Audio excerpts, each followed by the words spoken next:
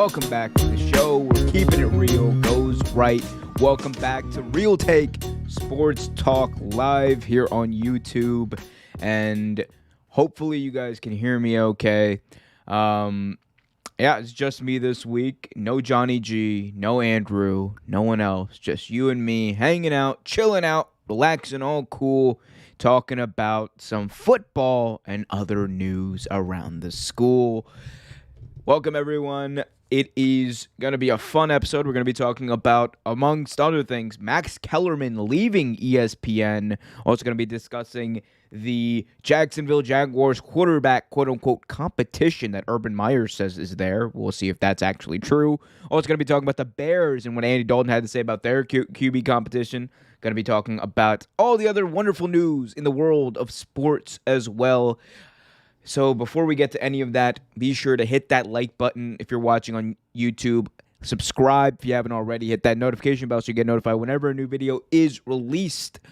Also, if you're listening on Spotify or Apple Podcasts, please be sure to follow us and leave us a 5-star review a la Dave Meltzer. Let's get right into it, though, and talk about some of the big news this week, because arguably one of the biggest stories of the NFL offseason has been Tim Tebow. Tim Tebow was, in case you've been living under a rock, Tim Tebow was a first-round pick, a college star, a college Hall of Famer, and he got picked in the first round of the NFL draft back in 2010. His career kind of didn't pan out as many expected it would. I was a huge fan of Tebow. I expected him to go very far. He didn't. He had one good season, one decent season where he led the team to the playoffs. That's about it. And then he kind of petered out from football, and he switched sports. He went to baseball, did that for a few years, was a pretty good minor league player. And then after that, we ended up seeing Tim Tebow make his bread and butter, go back to his bread and butter rather, and he ended up going back to football when Urban Meyer came calling. Urban Meyer became the coach of the Jacksonville Jaguars, and he came calling and he said, Tim, let's try you out at tight end. He was always an athletic guy, and now he's been cut. So let's talk about it. Tim Tebow's attempt to return to the NFL as a tight end has been, let me restart that because I am a two-take kind of guy. Tim Tebow's attempt to return to the NFL has come to an end as the former Heisman Trophy winner and the former now Jacksonville Jaguars tight end was released on Tuesday as part of the first round of roster cuts that the team made this preseason. Tebow posted a message on Twitter shortly after he was released in which he thanked the Jacksonville Jaguars for giving him the chance to play football, saying, quote, thankful for the highs and even the lows, the opportunities and the setbacks. I never wanted to make decisions out of fear of failure. I'm grateful for the chance to have pursued my dream. And look, whatever you want to say about Tim Tebow, whether you want to say he can't throw the football, you're probably right about that. If you want to say he's not an efficient quarterback, you're correct about that. If you want to say that he's not the prototypical quarterback, he doesn't throw a tight spiral, you are 100% right. You can even say that he's a bust, a former first-round pick who didn't pan out. Let's see, he was not worth the 22nd overall pick, I believe, which he was. He wasn't worth the pick.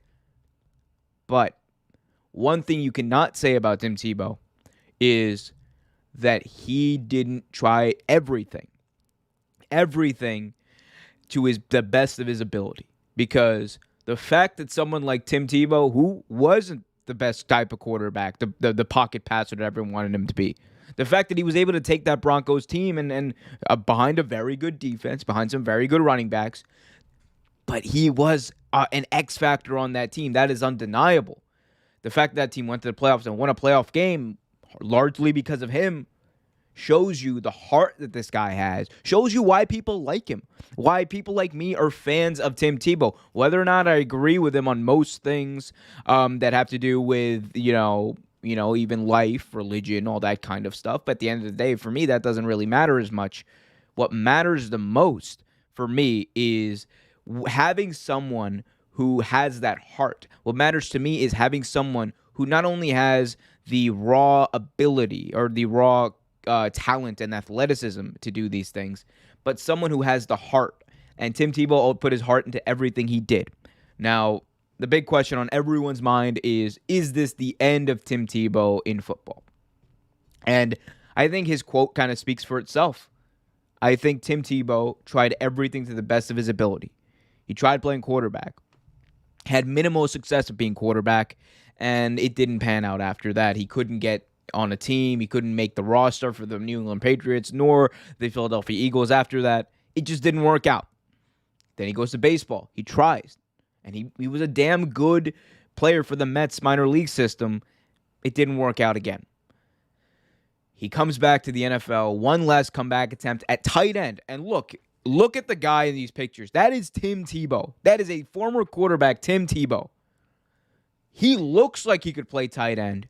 He was catching some passes this offseason. He was looking like he might have a chance to make the roster. And that was a big if. There was a lot of people like Skip Bayless and the like who are huge fans of Tim Tebow, which I appreciate, but who were misguided in the way that they believed that Tim Tebow was somehow automatically going to make the roster. He was not. Tim Tebow was never a guarantee to make the Jacksonville Jaguars roster, even as a tight end. And at the end of the day, you can have the heart. You can have the ability to motivate a team to be a leader, which Tim Tebow checks all the intangible boxes, right? Does he check the box of being at least the fourth best tight end on the team? Evidently not.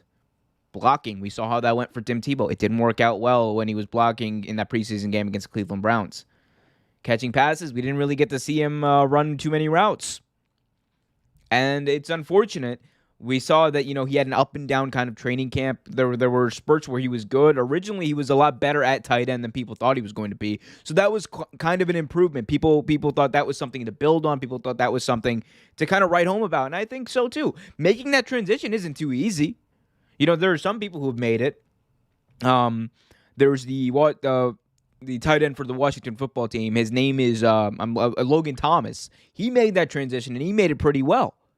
There's others who haven't really been able to make that transition, and it's hard to do it, especially this late in the game. It's hard to make that much of an impact that you are the third best tight end and a shoo-in to make the team. That's just how the NFL works. It is not about whether you're well-liked all the time. If it was, there would be a lot of people who would still be playing. Sometimes it is just about the ability. Are there times where teams blackball players? Of course. But sometimes it comes down to ability. No one can say, for everything we might want to say about, Tebow didn't get a fair shot at quarterback. Some teams, those are fair comparisons. Like when he was at the Jets, did he get a fair shot? I don't think so. No, he didn't, because Rex Ryan had Mark Sanchez there. That was their guy. They wanted to go with Sanchez. The Patriots, was he ever really going to amount to much on the Patriots? No. The Eagles, no. But nobody can say that he didn't get a fair shot here. Tim Tebow, with Urban Meyer, his college head coach, whom he won multiple national championships with. To say that Tim Tebow didn't get a fair shot here is not understanding the situation at all. It's not understanding the circumstances of Tim Tebow even being there. Tim Tebow doesn't get this last chance comeback without Urban Meyer calling him up and saying, hey, we're going to sign you. It doesn't happen without Urban Meyer going up to Tony Khan and then Jacksonville Jaguars management and saying, I'm going to vouch for this guy as a training camp signee. Tim Tebow got a fair chance here to show us what he can do at tight end. It was always going to be an uphill battle, and it didn't work out. But as much as the Tebow haters who exist out there, and again, I don't know why people like to hate on specific players. It doesn't make sense to me for your entire sports mentality, for your entire sports attitude to be, I'm going to hate this player. I'm going to hate Tebow. I'm going to hate LeBron. That stuff never made sense to me. For all the haters out there, one thing you will never be able to say is Tim Tebow didn't try and Tim Tebow didn't do the things that he said he was going to do. He said he was going to be a quarterback in the NFL. He did it. And guess what? He won a lot of games. And guess what? He also won a playoff game against the Pittsburgh Steelers. And threw for 300 yards in that game, by the way. People want to say he was never going to work out as a baseball player. He was a pretty damn good minor league baseball player, honestly. His stats were at least average or above average at most times. People said this tight end comeback wasn't going to be good. He looked great. And he impressed people early in training camp, and he did it. Tim Tebow was listed as a tight end for a preseason game. That happened. So as much as people want to hate, these things did happen. And, look, this is not the end of Tim Tebow, by the way, in sports. Tim Tebow is always going to be around sports. He's going to be doing the ESPN panels, the college game day panels, all that kind of stuff. He's going to be doing, First Take probably. He might. Who knows? He might be the next co-host of First Take after the news we're going to talk about later, Max Kellerman leaving. But there's a lot of places, there's a lot of room where Tim Tebow has to be in sports. And he's a good talker. He's captivating. He belongs on television, if I'm being honest. Tim Tebow on getting a TV show on ESPN would be insane. And people would watch it. His haters would watch it. People who love Tebow would watch it, and they'd be captivated by it because Tim Tebow, like I said, is an amazing speaker. That's just what he is. That's just the truth. That's gospel. Pardon the pun. Anyway, but yeah, so Tim Tebow gone from the Jacksonville Jaguars. And look, it's all about understanding the circumstances he was in. Tim Tebow always had it was less likely that he was actually going to make the team, and I think people kind of overestimated the Tebow effect that would take place this time. People kind of thought, oh my God, he's just going to come in there, make the team, become a Hall of Famer. It was what Skip Bayless, a Hall of Famer. Like, no, he wasn't going to come in and be no damn Hall of Fame tight end. Everyone knew that, and if you didn't know that, you probably weren't thinking with your brain. That's just truth. And hey, that's spoken as a Tebow fan.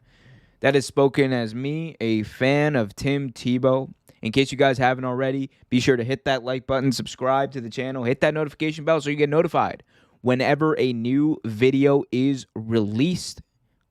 Like I said, also follow us on Spotify, Apple Podcasts, and wherever you get your podcasts.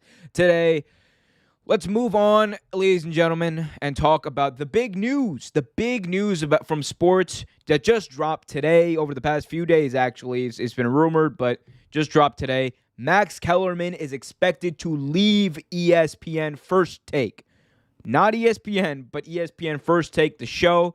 Kellerman is expected to be removed off of First Take, the show in which he and Stephen A. Smith verbally battle each day, going at hot take after hot take with each other.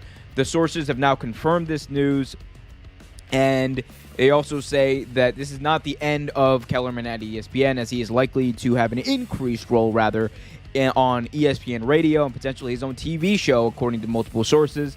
He already does a lot of boxing-focused programming. We know Max Kellerman is a big connoisseur of professional boxing and fighting. Front Office Sports was the first to report this. ESPN has declined to comment on a lot of this news. For now, ESPN does not plan on replacing Kellerman with anyone in particular. Instead, a rotation of verbal sparring partners will likely make the rounds throughout the show over the next few weeks. And we also learned that Molly Quorum is expected to continue on, and Stephen A. Smith as well, as Stephen A. Smith is basically the big star of ESPN at this point. He is ESPN. As Stephen A. goes, ESPN goes. So Max Kellerman is leaving ESPN. This is big news. This is big news not only for people who might be still fans of the show, as there are people who are still fans of the show, but it's also big news for people who are not fans of the show. It's big news because it's weird. First Take has built an entire identity. Either you love Stephen A. Smith or you don't love Stephen A. Smith. And then Max Kellerman a lot of times has been the foil to that. And that was the role he was brought in to do, much like Skip Bayless before him. And look, Max Kellerman was someone who I think was good at his job for a very long time. Max Kellerman brought logic and facts 9 times out of 10 throughout his debates with Stephen A. Smith. And a lot of times he was the substance of this show. for him to leave, it's a big loss for this show because you can bring in analysts who have, experience. You can bring in Swagoo, you can bring in, Dominique Foxworth, you can bring in, even Adam Schefter, whoever you want to bring in to the show. You can bring all these people in, Ryan Hollins and all the crew. It's gonna be big. It's gonna be big shoes to fill as Max Kellerman makes his exit from First Take, because he really established himself. He was the person after Skip Bayless to establish himself as in that role, right up there with Stephen A. Smith in the show, because. Well, let's be honest. When Max Kellerman isn't on or Stephen A. isn't on, whoever they have coming in, no one pays attention to. But with Max Kellerman, he was a draw for the show, and he's going to be missed sorely. And look, you can also say that it might be time for him to move on to bigger and better things because, let's be honest, First Take wasn't exactly compelling television all the time. You kind of knew where it was going most times that you watched it. You knew that Stephen A. was going to complain about the Dallas Cowboys once an episode. You knew that Stephen A. was going to talk about how much he loves South Beach in L.A. You knew all the jazz that Stephen A. was going to say. And then you knew Max Kellerman would refute it in a very logical way. And for me personally, it kind of ran its course for a while. So for Max Kellerman to leave and do a larger role, I hope he gets his own show like the Stephen A. World that he has on ESPN Plus, because it actually might make me pay for ESPN Plus. I'm not gonna lie to you, because Max Kellerman to me is one of the very few people on ESPN who actually discusses things in one, an entertaining way, and two, a way that appeals to me as someone who likes to bring facts and logic to arguments. He's got this it's weird. He's got a very old school ESPN type of feel. And look, I'm not going to lie to you. Is there some rust, some First Take rust that Max Kellerman kind of has? Absolutely. He's got a little bit of that First Take kind of aroma, if you will, to him. Because, I think as the show went on, his takes tended to get kind of watered down. His takes tended to get a little bit, stale. And then sometimes he ended up capping a little bit. The biggest evidence of that was the Brady falling off a cliff. That was a gimmick that Max Kellerman went with for years, just to have a gimmick, just so people could tweet him online. And look, it's part of the game. You all got to have a gimmick. You got to have people engaged, and they do a good job of doing that. And as far as what it means for ESPN, and specifically ESPN First Take, ESPN I think is going to be fine as long as they retain Kellerman. Because if they lose Max Kellerman, that would be bad. That's when I would be concerned, because then, Fox Sports will likely offer him a very, very sweet deal, especially after what they offered Skip Bayless to stay on doing Undisputed with Shannon Sharp. So I believe that Max Kellerman's loss for First Take it's going to be hard to replace him. It is going to be very hard to replace Max Kellerman on ESPN First Take, because who else do you have right now to fill that spot? Is it going to be someone like a Dominique Foxworth, who love Neek, but is it going to be someone like a Swagoo, who they like to have on? It's probably going to be one of those guys. And look, nothing against them. I like them as analysts. I like Kendrick Perkins. I think Kendrick Perkins on the jump is amazing. I love Kendrick. The issue is I don't think the same dynamic can work. And I don't think it's going to be a good dynamic like that. I think you need to bring in someone who is more Max Kellerman-like, even less so than Skip Bayless. Skip Bayless was basically just a different version of Stephen A. Smith, just capping all over the place. But you need to bring someone who brings that types of facts and logic and that approach to most arguments, because that's one thing Max Kellerman always did and always does. Again, we don't know when it's going to happen. We don't know if it's going to be happen right now or what have you. But one thing we do know is that originally ESPN Radio wanted to pair Max Kellerman and Keyshawn Johnson together on a morning show. And I think that's the same morning show that ended up becoming, Jay Williams, Zubin Mehenti, and Keyshawn's show. By the way, big shout out to Zubin Mehenti, who currently has been facing complications from his diabetes. So big shout out to him, man. Hope you're doing well. Hope you're getting better. And yeah, man, like, you know, get checked out. Make sure you guys are up to date with your health and all that kind of stuff. Ryan Woodridge in the chat just asked, "Hi, bro. What's up? Thoughts on Tim Tebow getting released yesterday?" I actually just covered that in the first segment. So, but basically, I mean, it had to happen. It just had to happen. There was, because it was going to be an uphill battle for Tebow regardless. He was like, it was too difficult. It's a difficult thing to change positions like that. I covered it kind of extensively in the first segment of the show. If you want to just rewind it just a little bit, you can. But I did a whole segment on it just then. He also asked, they should offer Tim Tebow the ESPN job. Oh, that would be great. That would be great. Offer Tim Tebow that job. Offer Tim Tebow the job on First Take. That would be entertaining. That's a good position for Tebow to be in. Definitely, I agree with that. Also agree with the fact that anyone who's watching out there, if you haven't already subscribed to the channel and hit that notification bell, please do so. Like this video. Get people get people going. Share it too. Let people know about Real Take Sports and all the wonderful content that we put out there for everyone's enjoyment out here. I'm getting jumbled with my words, I know. It's been a long week. It has been a long, long week, and it's going to be a very, very long college football season, as we might have some mergers in the works. So let's talk about it. Oh, excuse me. So after Texas and Oklahoma accepted the offer to go over to the SEC and join the SEC, which again is going to be official starting in 2025, it's put the other major conferences in a bit of a pickle, as the Big Ten, the Pac12, and the ACC are now kind of trying to find a way to compete, because there's two big schools who just went to the SEC. The SEC has so much of a consolidation of talent and schools at this point that it's difficult for these other conferences to compete. Every year, the SEC, they're the ones sending the teams to, majority of the time, they're the ones sending the teams over the college football playoff. They're Alabama, LSU, and then Georgia are the ones in the national championship game. And there's also a huge SEC bias that we already know exists in college football. It's no secret. We don't have to hide it.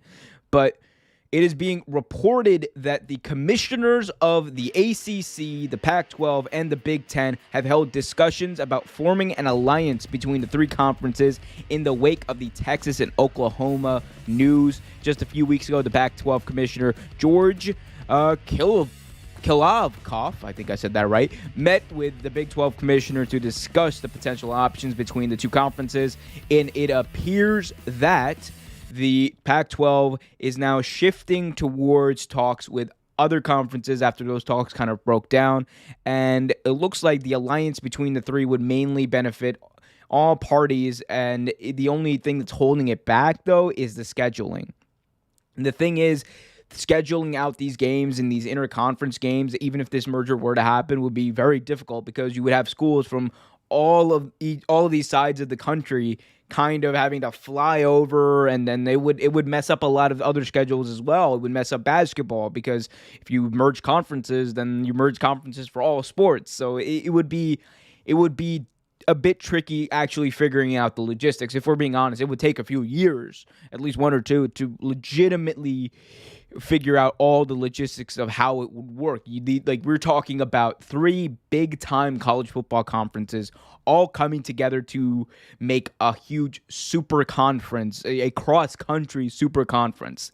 That is an insane idea just to begin with, but actually implementing that would be even more difficult. And you got to think, is this the right move for these conferences? I think it's the right move to think about it, because at this point, it is the SEC all the way up here, and then the Big Ten, Ohio State basically up right here, and then all the Pac-12, the other Big Ten schools just below them. It is tough. It is legitimately tough for any team to compete with not only the bias, but the competition, or any conference rather, to compete with the competition that exists in the SEC. They get the top of the top, the creme de la creme as far as talent. They get the best recruits. They get a lot of funding. They get a lot of publicity. They get a lot of attention, way more attention than these other conferences. And it is a little unfair as far as we're talking about, like these conferences when schools are leaving, when you have two huge schools like Texas and Oklahoma leaving, it puts the Pac-12 in a difficult position. It puts the Big Ten in a difficult position because even though they're not involved in these two schools in any way, it affects them because the SEC just got even bigger. And the Big Ten are their only other real comparable rival, at least before this move. Now it's not even close. Like now the SEC is just over the top. Just they're so much better at this point. And and the other big question that coming out of this is why would you do this? And it's very simple. If you're a fan, you want to see something happen. You want to see something happen to not only root out the SEC bias, but actually compete with the SEC as far as it being the top conference in college football. Because it's getting to a point where there is no parity amongst these other conferences. There's no parity at all. There already was no parity really in college football. But, we were talking about schools like, Boise State and University of Central Florida. They would, even though they would go undefeated for years, they would never get a chance in a national championship game. But now we're talking about there's going to be schools like, Michigan and other schools who are going to be held to an even higher standard than they were before. And these are huge schools in the Pac-12 and the Big Ten who are going to be held to a higher standard than they were before compared to the SEC. Because everyone just knows the SEC is better. Everyone thinks the SEC is better. Everyone just sees college football through the realm of the SEC. And this news makes that even more true. So these conferences have to find a way to do something. It doesn't need to be an all-out merger. I think there's a way to do it where you keep the individual conferences, but you agree to interconference play between the three conferences to kind of make the competition a little more robust than it would be. Because, let's be honest, USC, you're going to be held to a hugely, hugely different standard than you were a year ago or in 2025. That's just true because the SEC is over the top at this point. And you know who loses? You know who loses when this stuff happens?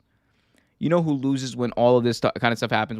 When one conference dominates everyone? College football fans. Because now there's already a lot of teams who they watch their team every year do great, and then they know they don't have a chance. That's only going to increase as the SEC continues to consolidate all of these schools. And there's a lot of rumors that they're not done. They want to create a super conference in the SEC. And it could get to the point where the SEC just has their own championship game and their own championship tournament, and that becomes the college football championship.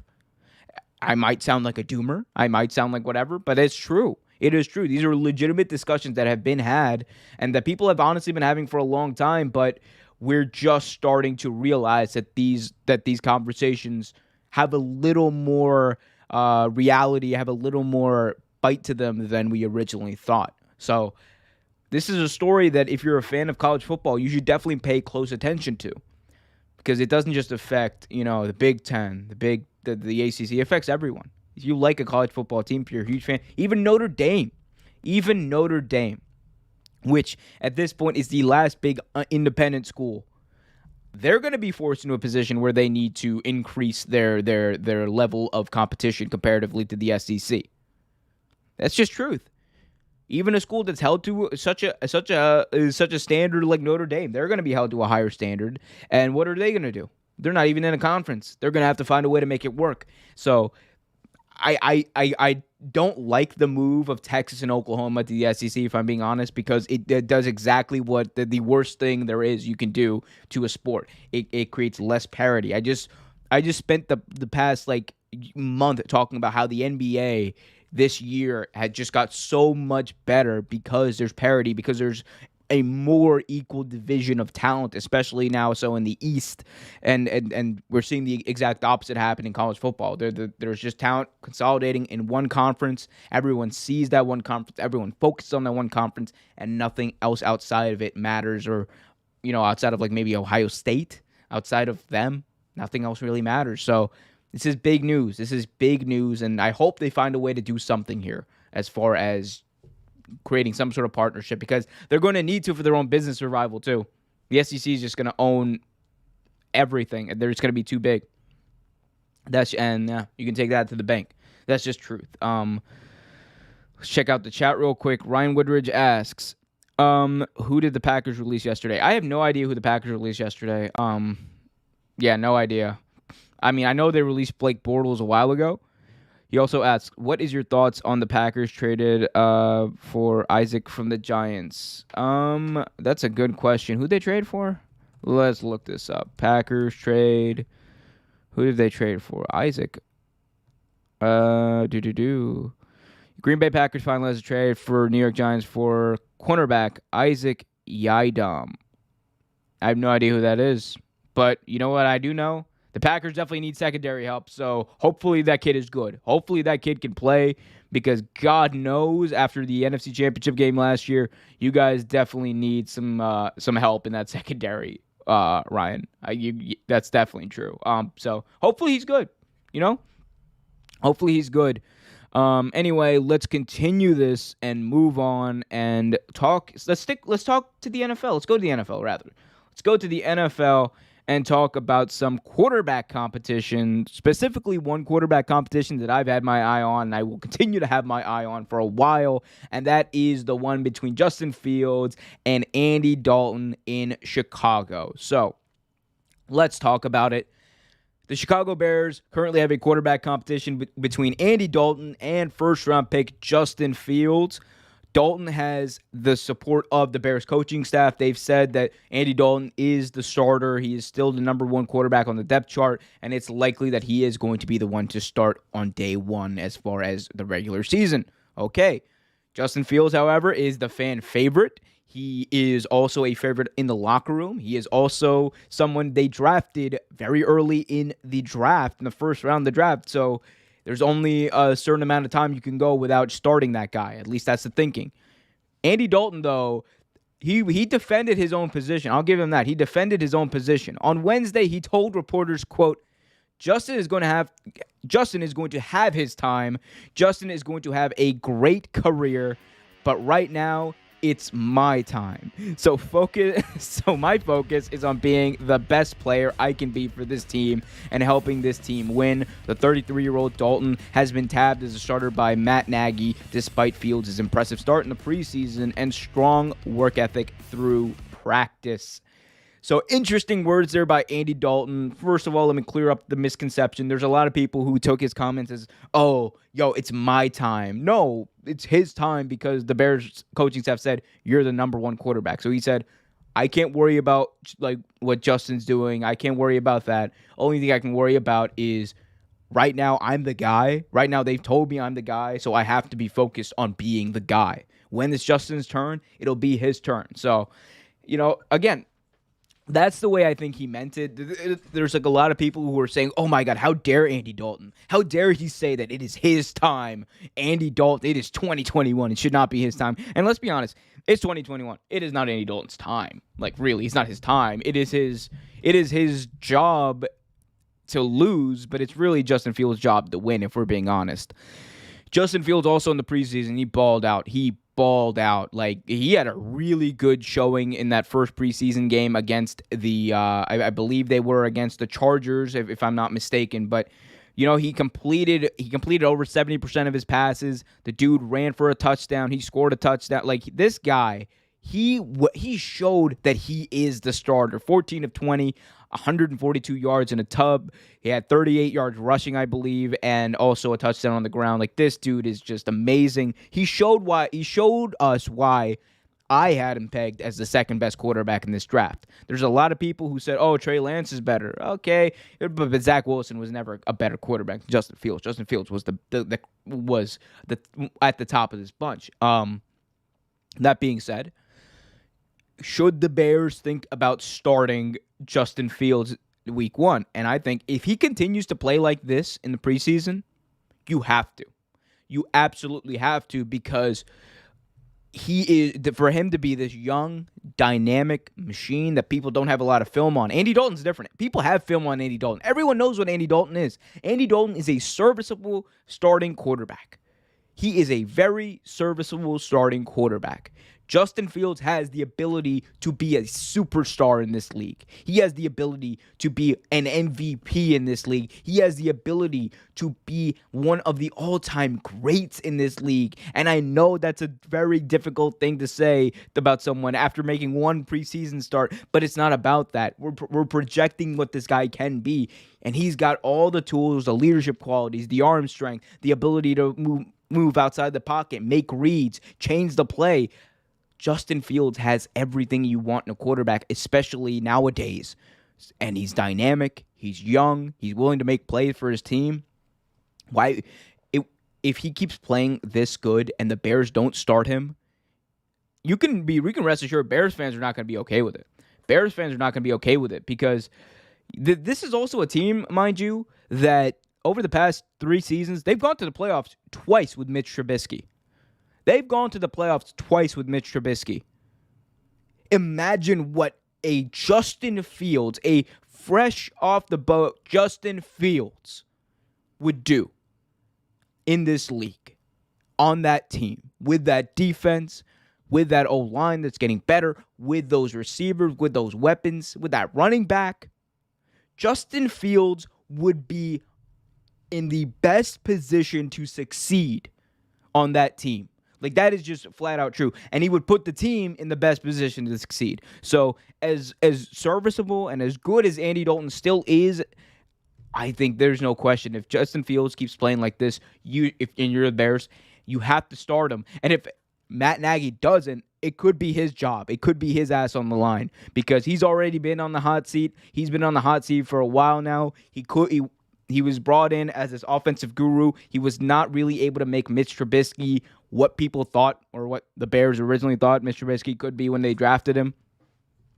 And he's got to tie himself to Justin Fields. And if I'm a coach whose job is on the line, if I'm a coach who knows that if he doesn't make the playoffs, if he doesn't win a playoff game, mind you, if he doesn't win a playoff game, he doesn't show any success in the playoffs, he's getting fired.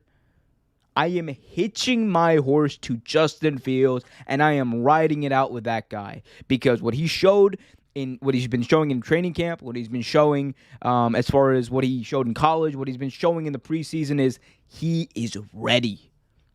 He is ready, and he is hungry, and he will succeed. Justin Fields got a chip on his shoulder. Don't forget that.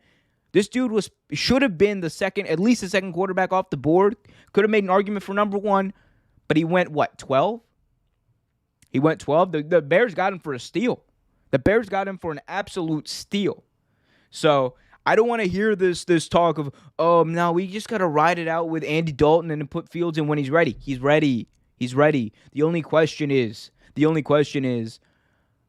Matt Nagy ready to make that decision? Because you either you live by the sword, you die by the sword. In this case, the sword is the quarterback. If he picks Andy Dalton, and the Bears start 1-5, and then they switch to Justin Fields, and Justin Fields does pretty good, and he leads them on a winning record, you can rest assured Matt Nagy's not going to be back as a head coach. If he hitches his ride to Justin Fields, they do well, and they make the playoffs, they might let him stick around for another year. And that's the decision the Chicago Bears have to make. For me, it's crystal clear. This is Justin Fields' job to win, it's his job to lose at this point, and he should be, right now, as we're speaking right now, he should be the week 1 starter. There's no question in my mind. You don't draft the guy in the first round to let Andy, on a team that made the playoffs last year, that didn't have a good quarterback situation, made the playoffs last year. You don't let him just ride the bench. You put him in there, and you put your money where your mouth is. Because this guy, I promise you, he's worth every penny the Chicago Bears paid for him, and you could take that to the bank. I love Justin Fields, by the way, in case you guys didn't know. He's a great guy.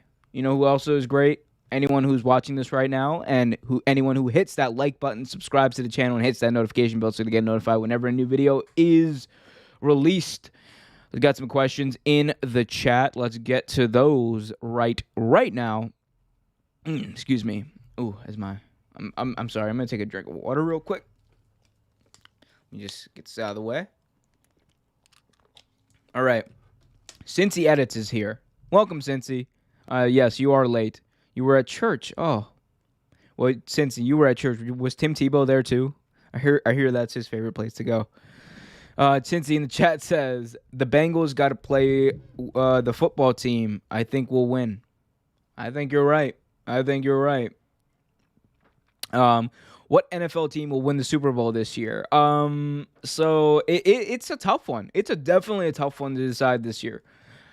Because there's a good chance that a team out of the NFC is going to surprise you. But right now, the favorite is still the Bucs. I know that there's a lot of fever around the Bucs and all that kind of stuff. And people are like, oh, Tom Brady's going to repeat. And, that might be true, might not be true. But they brought back all their starters from the Super Bowl where teams never do. So the Bucs in the NFC are my favorite. And from the AFC, I'm going to go with the Ravens. I'm going to go with the Ravens. A healthy Lamar Jackson who hopefully doesn't get COVID again. Jesus, Lamar. A Lamar Jackson who is as dynamic as he's ever going to be. I think he balls out this year. This Ravens defense got better this year. And I think the Ravens are going to be a hard team. They're going to be a very difficult team. They've already been a difficult team. The only thing they have to do, the only thing the Ravens have to prove is the fact that they can beat the Chiefs. And look, it's a tall task, but it is possible. And I think if there's any year for them to do it, it is this year. They should beat the Chiefs. All right, Ryan asks. Oh, he already asked that. So I would say Ravens, Bucks. Cincy rather asks thoughts on the Bengals defense. I don't think about the Bengals defense if I'm being honest with you. I mean, solid defense.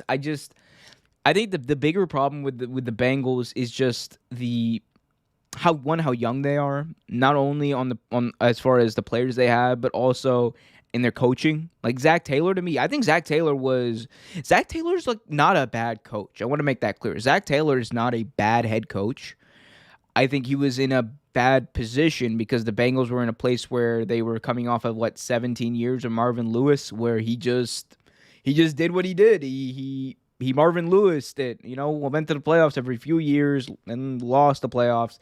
And at that point, the team was in a complete rebuild mode when Zach Taylor came in, and they were going to be like 3 or 4 years away from, being in a position to be in the playoffs anyway. So it's tough. It is tough, and one thing I will say is the defense is, I think, going to be solid because they're well coached, and then you got some good players on defense. But the bigger problem, I think, is going to be on offense. I think the offensive line is still going to be a huge issue for Joe Burrow. It's going to be a huge issue for the Bengals, and it's going to end up being a huge issue for Zach Taylor if he can't figure it out, because this is going to be his third year. If he goes to a third year and goes 5-11, is he going to be around? The Bengals have shown they're patient. They kept Marvin Lewis around for 18 years or whatever, but are they going to be that patient with someone like a Zach Taylor? That's something I'm not sure of. So we'll see. We'll do a whole breakdown of each division and all that kind of stuff in a later episode. We'll have some people on. We'll do a whole NFL preview, like a whole NFL 2021 preview later on. So let's go and move on to our next topic, and that is we're going to switch gears and talk about the NBA, right? Right, we're going to talk about the NBA. I don't even know what I'm talking about half the time I'm doing this, but boy, do I love doing it.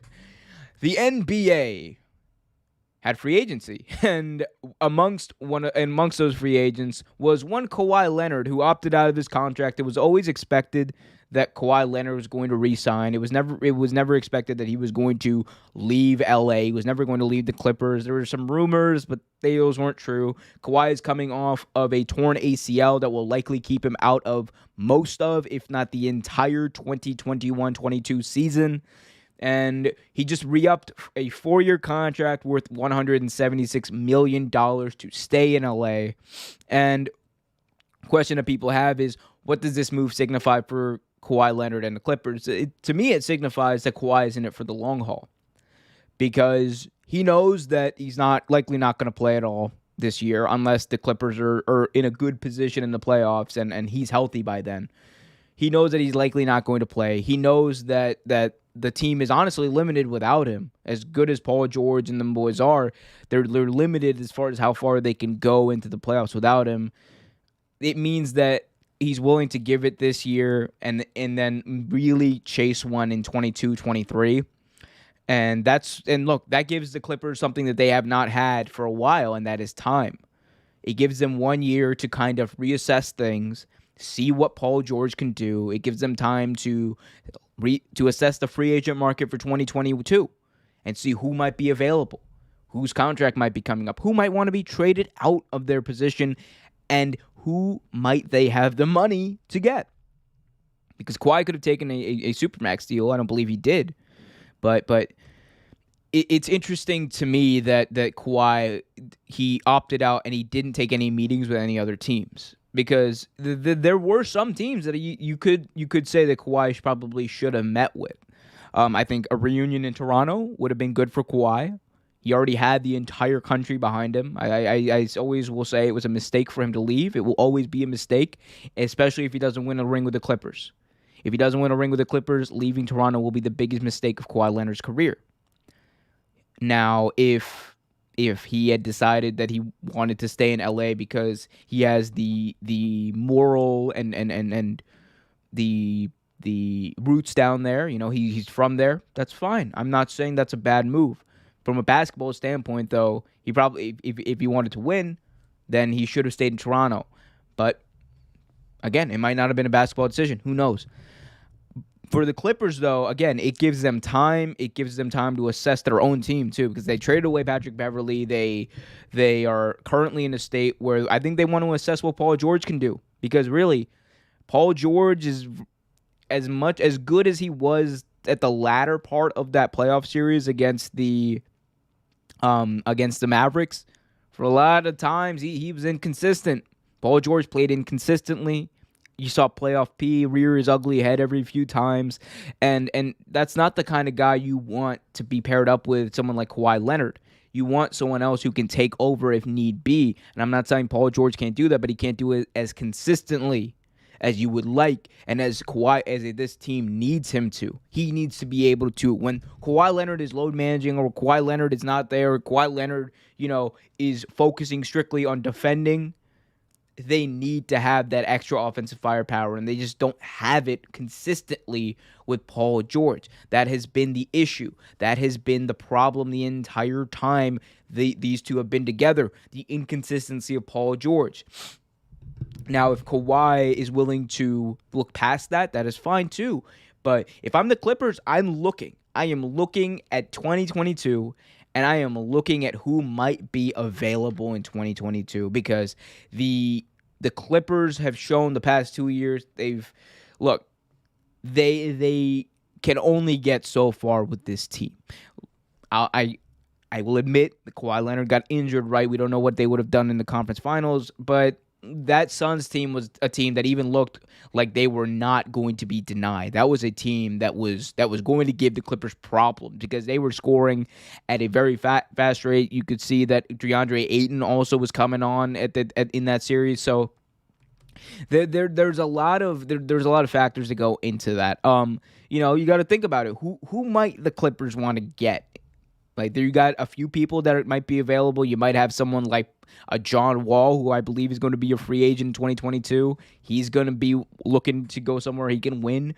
Do they take a chance on someone like a Russell Westbrook, who is going to be 35 by the time that rolls around? That might not be the most optimal free agent for that, but you also have someone like Kyrie Irving. Who knows? Bradley Beal by then will be an unrestricted free agent and be able to control his future. So there's multiple people they could go out and get. But if you ask me, can this core win with a healthy Kawhi Leonard? I unfortunately have to say no, because they haven't shown that they can. They haven't shown me anything that proves that they have that extra gear. They need another superstar. They need a second. They need a two. They need someone who's going to be Robin to Kawhi's Batman. Because right now, I'm not gonna lie to you. Fucking what's his name? Paul George looks like Joker. He's not bad. He's not Robin. He's not the 2. He's the 3. He's the third option on that team. He on a championship team. He's the third option. That's what he is. That's the reality of what he's shown because he's not consistent. You need someone who is very consistent to be in that second spot. And unfortunately, I don't think that is Paul George at this point in his career. I don't think that's Paul George on this team. Can he prove me wrong? Damn right he can. I hope he does. That doesn't mean, though, that he will. And it's one of those things where I think Kawhi kind of saw the landscape, and he was fine with this. I think he kind of resigned himself to this whole thing. He said, I'm going to stick with this team. I picked it 2 years ago, and I'm going to stay home. I think that's genuinely what it was about. And if that's what it's about, then, more power to you. Stay home. But don't expect any titles. Don't expect any titles. Anyway, what do you guys think about that? Let me know in the chat. Hit that like button. Subscribe if you haven't already. Hit that notification bell so you get notified whenever a new video is released. All right, we got some questions here. Cincy says, I started my freshman year of high school yesterday. LOL. Oh, my God. Making me feel old, Cincy. Ryan Woodridge asks, who will win this boxing match between Pacquiao versus Mayweather if the fight happens? I am picking Mayweather. Mayweather's undefeated. Mayweather is undefeated. Look, if this fight happened 10 years ago, we're talking a whole different story because that was the optimal time. When these two were in their prime, that fight should have happened. There's no reason that fight should not have happened other than Floyd Mayweather was ducking Manny Pacquiao, which it was the truth. He was ducking Pacquiao until they were both kind of either ending their prime or what have you. If they do it again, it's just going to be a cash grab fight. I don't think it's going to be a good fight, particularly. I think look at Floyd. Floyd is at this point he's not a championship boxer at this point. He's a prize fighter. He's a prize fighter who fights for glory, fights for money, and that's what he's earned at this point. He's undefeated. But if he had fought Pacquiao 10 years ago when they were both in their prime, I would pick Pacquiao. I think Pacquiao would have got Mayweather. He's too motivated not to. Manny Pacquiao was a motivated type of fighter. All right, Rasheed Wallace, former NBA coach, joined the Memphis basketball coach. Did he really? Rasheed Wallace is a coach now for the Grizzlies or for a university or something? Let me see. It says here, Rasheed Wallace. What is he doing? Oh, okay. So, yeah. No, I think Rasheed Wallace is a good coach. He's got damn good experience. Fucking almost to me, he's like a Hall of Fame level player. I think Rasheed Wallace definitely deserves that position. Yeah. Have him there. Good coach. You could learn a lot from him. You could also learn a lot of things not to do from him. But we love Rasheed Wallace. Assalamu alaikum, Rasheed. Let's move on, everyone, and talk about something that I feel bad that we don't get to talk about a lot in this show, because a lot of times it gets overlooked, or a lot of times, we don't have time to cover it. But I'm glad I get to at least talk about it for a little bit on this show, and that is professional baseball, specifically the Baltimore Orioles, who got lambasted on Twitter by one of the biggest baseball insiders there is in Buster Olney. So let's take a look at this tweet here by Buster Olney, who really laid into the Baltimore Orioles. So Buster Olney on Twitter said this of the Baltimore Orioles. He said that the Orioles are on pace to lose 106 games this season. In their previous 2 full seasons, they lost 115 and 108 games. This is unprecedented in AL history. When the Players Union cites a non-competitive behavior, the Orioles could be Exhibit A. It's just wrong. So Buster Olney here just made a very interesting point, because the Baltimore Orioles, for a very, very long time, my entire lifetime, the Baltimore Orioles have been a terrible baseball team, a terribly run baseball team, and on the field, a very terrible team itself, too. And look, they're on pace to lose over 100 games in 3 straight full seasons. That's bad enough. But it's even worse when you factor in that going all the way back, you run the clock back all the way back to 1998, From 1998 until right now, the year of our Lord 2021, the Orioles have made the playoffs 3 times.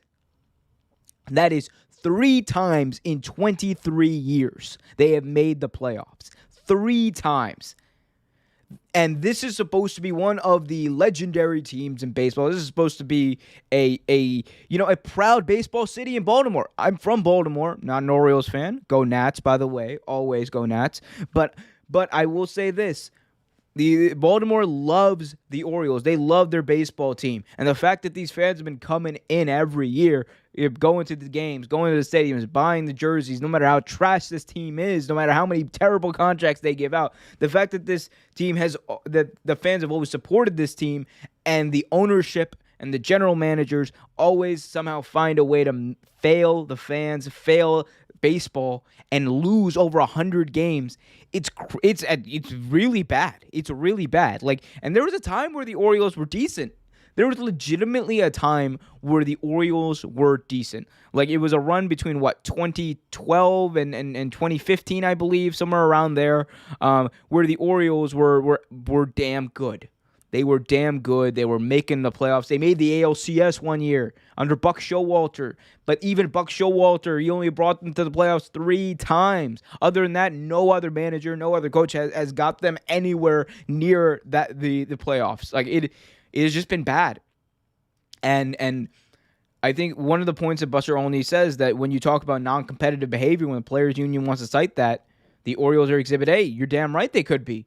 Because you get to a point where you wonder, is this team legitimately trying? What are they trying to do? What are the Baltimore Orioles trying to do in managing and running this team into the ground?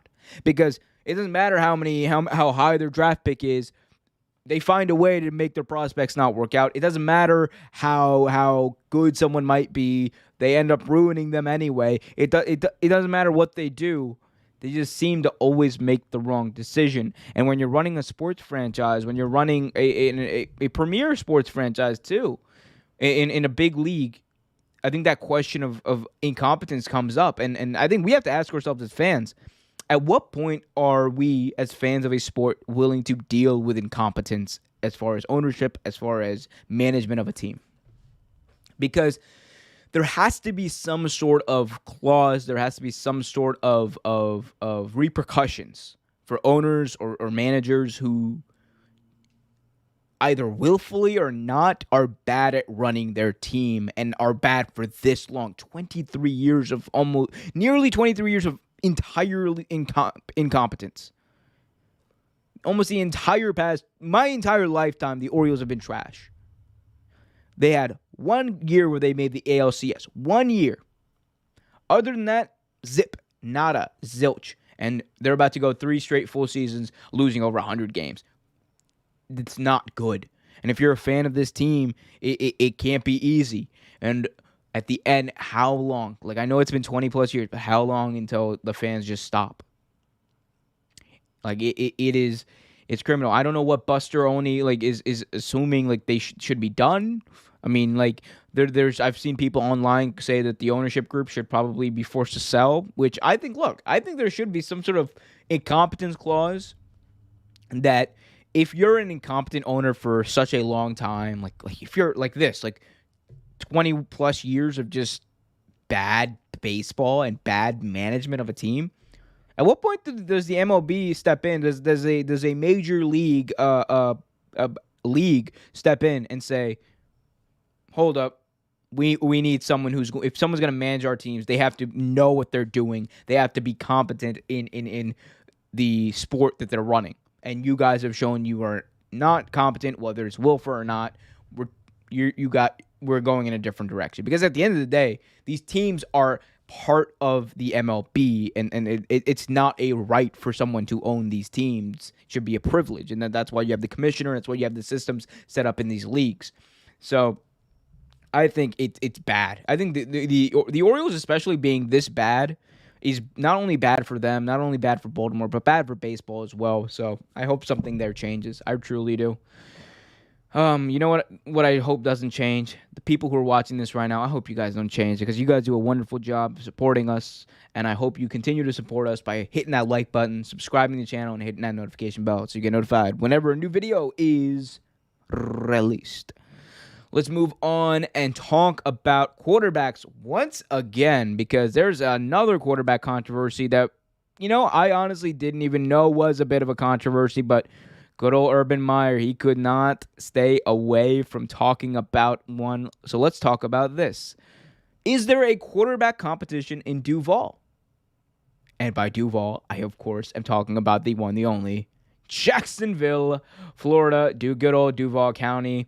Urban Meyer has said that there is a quarterback competition in Jacksonville between Gardner Minshew and Trevor Lawrence. Gardner Flint Minshew, of course, is the mustachioed quarterback, former starting quarterback of the Jacksonville Jaguars. He had a great start to his career. He was on a terrible team. The Jags are not a good team, but he did fine. And he showed that he can play. Regardless of how bad the team around him is, he showed that he can be a successful quarterback and a potential franchise quarterback in this league. That being said, he was a sixth-round pick. There was never the spotlight on him. There was never that full trust on him. Trevor Lawrence is a number one overall pick. He is a prototypical quarterback. He's got everything you want in a quarterback, and he's good. He is damn good. So what does Urban Meyer really mean when he says there's a quarterback competition? Like, is there really a competition? Let me answer that question first. Is there really a competition in Jacksonville? And no, there is not. As much as I love Gardner Minshew, I am the biggest Minshew fan you can find. There is not a quarterback controversy in Jacksonville. It is an open and shut case. It is an open and shut scenario. Week 1, Trevor Lawrence is going to be the starter. He is going to be under center, barring an injury. You can take that to the bank. That is gospel. That is truth. Now, the other question is, why might Urban Meyer have said that there is a quarterback battle? These two are in competition with each other. Why would he say that? Why would he say such a thing? And the answer to me is one, I think it's to kind of, not show anyone his cards, even though his cards are pretty obviously out there. The other aspect of it that I do think plays a part in it is I don't think that Urban Meyer believes that giving Trevor Lawrence the quarterback job right now is probably best for him. Maybe this is a way to motivate him, make him play better, force him into a position where he plays better, and maybe force some good things out of Minshew to drive up Minshew's trade value, because Gardner Minshew's name has been a name that people have been saying on the trade market. He's been a name that has been linked to the Colts after Carson Wentz's injury. So I think there's good value in doing this, both to motivate your rookie quarterback, your rookie number one pick, who the franchise is hedging their bets on, and also the young guy who's shown that he can ball out, the young guy who's shown that he can do a lot of the things that you need to do to play quarterback and be successful at it. Probably should have won Rookie of the Year his rookie year, and driving up his value, I think, is a good thing because it would help the team get better. You could get a better draft pick for him, or it might even be in a position where it's like, hey, if Trevor Lawrence goes down, we have Gardner Minshew to fall back on, and that's not a bad backup plan by any means, even on the Jacksonville Jaguars, who, by the way, got a lot better in this draft, got a lot better in free agency. So I think that this is mainly just a strategic move by Urban Meyer. There's no truth to the fact that there's a legitimate competition. If it brings the best out of both of these quarterbacks, if it brings the best out of them and it drives up Minshew's trade value, it makes Lawrence compete better, then I'm all for it. Good. If it's a legitimate statement about where these quarterbacks are and what have you, if you're telling me seriously that there is a competition between Trevor Lawrence, who got picked number one overall, and the incumbent Gardner Minshew, who Trevor Lawrence got picked over, there's one, either serious incompetence going on in the coaching staff, or two, Trevor Lawrence might be worse than anyone ever thought. Trevor Lawrence must be looking bad in practice. But I don't believe that's the case because all the reports we're hearing is Trevor Lawrence looks pretty good. So it has to be. It just has to be a strategic move. There's nothing else to it. There's legitimately nothing else to it, and there shouldn't be anything else to it. Anyway, let me know what you guys think. Who might be a good trade destination for Gardner Minshew? I think I said the Colts. The Colts are probably sticking though with Eason, and they're saying that Wentz might be back earlier. But if I'm the Saints, I might take a chance on Minshew too. If I'm the Saints, if I'm the Broncos, I might take a chance on Minshew. There's a lot of teams. Are the Miami Dolphins happy with Tua Tagovailoa? Another question there. And look, none of these are out of the realm of possibility. I think Minshew could go to any of those teams and be pretty successful. Legitimately. No cap. All day. Every day. Real take. Let's move on to the last official, and again, I say official topic of today, and that is the very sad ballot of the former first-round pick, Josh Rosen. What has happened to Josh Rosen, you got to feel sorry for the guy. It is just, he has been put in some pretty bad situations, and he just got released. So let's talk about it. The San Francisco 49ers have waived quarterback Josh Rosen, and on waivers, nobody picked him up. He cleared waivers I'm sorry, gonna restart because I messed up. The San Francisco 49ers have waived quarterback Josh Rosen, and that means that the former 10th overall pick is now again a free agent after clearing waivers on Tuesday. And it now puts his entire future in football in a big cloud of uncertainty, with Jimmy Garoppolo and Trey Lance cemented as the Niners' two-star top quarterbacks. Veteran Nate Sudfeld was apparently outplaying Josh Rosen in practice, and it became the point that he was expendable, and they just said, hey, we got to go. He's done. And they moved on. They moved on from the kid, and it ends a relatively short time. He was with the 49ers.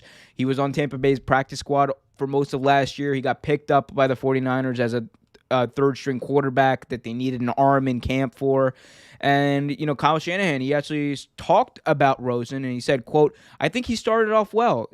I think he's taken a couple steps back the last few practices. It was unfortunate. We were supposed to go with someone, and we had a busted route, so it kind of all fell apart. He tried to overcompensate, and he made a bad situation worse. So, again, I think Josh Rosen is just at the point now where it's like he was on the bubble to begin with, as far as would he make the team, would he not, and then it just goes to show you how fragile making a roster can be. It shows you how fragile it is because it's not easy. One bad thing, even if sometimes it's not your fault, domino effect. It can lead right back to you. And unfortunately, I think Josh Rosen was in the line of fire in that situation. And the fact that he got outplayed by Nate Sudfeld, not good. Not good at all. Rosen, who is 24, played most of the second half of the preseason game opener against the Chiefs, going 10 of 15, 93 yards with an interception, which Josh Rosen at this point is no stranger to. After the game, Rosen spoke about how much he liked playing in Shanahan's system, but noted difficulties into getting in rhythm when you aren't getting as many reps as the top two quarterbacks. So Josh Rosen just got cut again. This was his fourth team in 4 years, and this is a guy who was picked 10th overall in 2018. In 2018, he was picked 10th overall. And he got traded to Miami by the Cardinals after they got the number one pick and ended up picking Kyler Murray. Then Miami cut him. He signed with Tampa Bay's practice squad. Some people thought, maybe under Tom Brady in that practice squad, he could have been something. They could have been maybe grooming him as the quarterback of the future. I don't know what the future might be. Maybe he goes back to Tampa Bay, but for Josh Rosen, it's tough. It is tough because he got put into a difficult situation with the Cardinals to begin with. That was not a good football team. It was not a good football team, and they put him out there before he was ready. They put him out there in the line of fire, and it was fight or flight, and he just didn't have enough fight to overcome the problems that team had. They ended up finishing with the worst record in the NFL. Again, they picked Kyler Murray. You don't not pick Kyler Murray number 1 overall. You have to move on from him. Okay, they move on from him, and then he goes to Miami again. Very difficult. Another young kid. He's in his second system in 2 years as a top pick. It's tough. It's tough. It didn't work out in Miami. He got outplayed and outshined by Fitzpatrick and Fitzmagic. So goes to Tampa Bay. He's kind of quiet. He's learning. Gets picked up by the 49ers, and now he gets cut again. It is sad. It is sad, but it also shows you how the NFL is such a cutthroat business that someone who was picked 10th overall just a few years later could just be another guy. And that is what Josh Rosen is, as talented as he was. And he was talented. The velocity, the arm strength was all there. I think he had to work on accuracy and consistency and getting in rhythm. Those are things that you could see him coming out of college. But he had the potential to be very good in this league. And I think that potential is still there. People forget he is young. He is only 24 years old. There's some guys who come out of college at 23, 24. He's only 24 years old. If he can get in the right system, I think he can develop into a good quarterback. I still think he can. And I think the best place, honestly, for him to maybe end up is in Tampa Bay. I think the Tampa Bay Buccaneers should probably grab him up because he's still got all that raw potential. It's untapped at this point. If they can channel it somehow and have him learn under Tom Brady, I think there's still potential for Josh Rosen not only to be in this league, but be a starter in this league. But it is not an easy battle. It is going to be a very, very tough out for Josh Rosen because the NFL moves on very quickly, man. The NFL moves on very quickly. There's so many good quarterbacks coming out every single year in the draft that it's difficult. It is exceedingly difficult to really figure out, to really factor in these people who might still have potential. Even Josh Rosen. The NFL just passed you by, and you have to be able to adjust. And Josh Rosen, the only downside to his game that he's shown is he's not been able to adjust in all these different systems. And one time, it's like one time if it happened, or 2 times, it's fine. I think it's passable. Then you still take a shot on the kid. But when it comes to getting cut by 3 teams now, it is tough. It is going to be tough for any team to really seriously factor him in as someone who can come in and contribute, other than just being arm during training camp. And that's just the truth. Since he says Rosen's problem is he didn't adapt when he got to the NFL. Yeah, I think that's part of the problem too. I think he did not adapt as well when he got to the NFL, and it showed. The game never slowed down for him. That's what it was. I think the game never slowed down for Josh Rosen. He never got comfortable. He never got set, and he never got into a position where he could do all those things, and he could be that guy. And it all goes back to him being put into the line of fire too early, way earlier than he should have been in Arizona. But again, he was a 10th overall pick. They expected him to come in and do his job, and it just didn't pan out. And that's unfortunate, man. It's unfortunate. Josh Rosen is actually someone who I would love to talk to about his kind of journey in the NFL, which, by the way, is not over yet by any means. But, again, NFL is a tough business. It's a very, very tough business out there. Anyway, I think that's about all we got on tap today. So unless you guys have any final questions in the chat, I don't really have any final takes. I don't have anything else I want to talk about. If you guys want to help us out, donate on patreon.com/Real Take Sports. Join the $5 a month or above tier. You get 1 extra Wrestle Talk show every week right after the main show. And in addition to that, you also get a very special early access to all of the videos we have coming out, including this new baseball video that actually is coming out tomorrow about the shortest baseball player ever. So you can get early access to that right now at this moment. Patreon.com/Real Take Sports. Join the $5 a month or above tier to do that. And yeah, you also get early access to all the future content we got coming out too. So do that. So yeah, if you guys have any last minute questions, I'm here to answer that. Since he says, imagine Rosen was great and Kyler never went to Arizona. And man, look, it could have been possible. It could have been possible. The thing is, they were put in that position. And look, they also, the Cardinals also gave up on their coach. I think his name was Steve Wilkes, right? I think that's his name, Steve Wilkes, if I'm not mistaken. Yeah. They gave up on him the same time they gave up on Rosen. The 1 year Steve Wilkes was out and they brought in Cliff Kingsbury. So like I don't. So I think they were just, I don't know what they were doing. I think they were just in a holistic. They were like, they pushed the reset button like 2 times in 2 years, which again it worked out because Kyler Murray's amazing. Cliff Kingsbury can show that he can coach a team. Like I mean, I you can't fault them because it's working out, or at least it looks like it's working out right now. But and look, Josh Rosen isn't Steve Wilkes. I forgot where he is. Last time I checked, I think Steve Wilkes was like. Wasn't he he was in college, I believe. He was doing something in college. Like I know he was with the Browns for a while, but he's doing something in college football. I forget where though. But yeah, it could have been a whole different story. Imagine if Kyler Murray wasn't the number 1 pick. Then San Francisco could have been in a position to pick him, or the New York Jets could have had their quarterback of the future. Things to think about, but things we will never know about because they didn't happen. Fun show today, guys. Fun show. Again, it was just me, but I have fun doing this. Most of the time. Remember, guys, if you want to get access to exclusive content or access to our exclusive post show every Tuesday night after Real Take Sports or Real Take Wrestle Talk on YouTube, head on over to patreon.com/Real Take Sports. Join the $5 a month or above tier. I cannot plug that enough, can I?